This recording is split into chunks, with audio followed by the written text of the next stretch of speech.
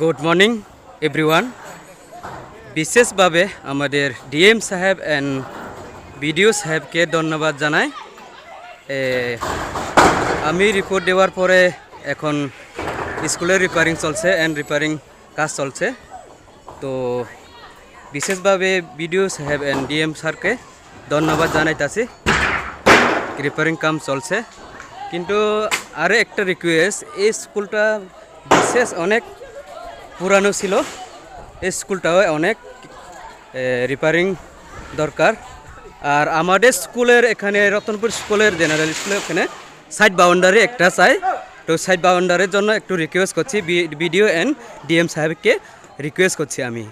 তো কারণ এখানে সাইড বাউন্ডারি ওয়াল লাগে, সাইড বাউন্ডারি ওয়াল নাই যে, এর জন্য মানে এখানে বিশেষভাবে অসুবিধা হচ্ছে। ধন্যবাদ।